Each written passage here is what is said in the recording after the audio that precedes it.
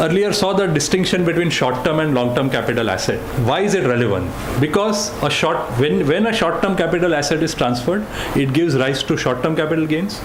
When a long-term capital asset is transferred, it gives rise to long-term capital gains. The taxability of the capital gains depends on the nature of the asset, whether it is short-term or long-term. Therefore, to determine the taxability of capital gains is classified into short-term and long-term. That is the relevance. And in other words, the tax rates for long-term capital gain and short-term capital gains are different. Let's look at also the definitions of some other terms. Full value of consideration, because when you get down to technically calculating the capital gains, you will encounter these questions. If you are not doing it yourself, your chartered accountant or your tax consultant, whoever it is, will ask you this. So what is the full value of consideration? It means the amount the transferor is entitled to receive on the sale of the property or asset, which may be in cash or in kind. Why I am harping on this? Many times what happens is that a property has been bought by taking a loan, for example, okay, and so you have a property worth 1 crore, you sell it today, you get 1 crore, but it is mortgaged to HDFC or to XYZ bank, and to whom you owe the say 30 lakhs, for example. So obviously at the time of sale, that lender, whoever it is, will want the money back.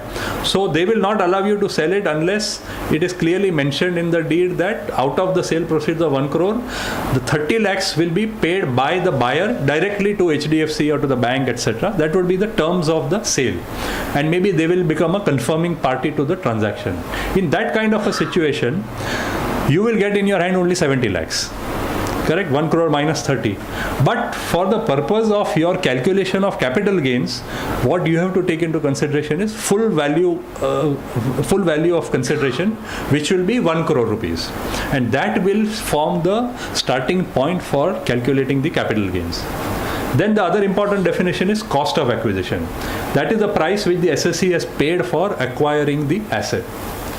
Another interesting term in this whole concept of capital gains is cost of improvement. So that is the expenditure which an SSE has incurred in making addition or improvement to the asset. So for example, not only to the asset, it could also be a cost incurred to improve the title of the asset. So for example, you buy a property, it is in dispute, and there are cases going on in the court, and in order to have a clear title, you spend heavily on legal fees to get rid of all those suits which are filed in the court. You clear them off, you pay them off, and thereby your title becomes clear. That could be considered as a type of cost of improvement of the title, and could be added to the cost of your asset. So full consideration, cost of acquisition, and cost of improvement. These are important.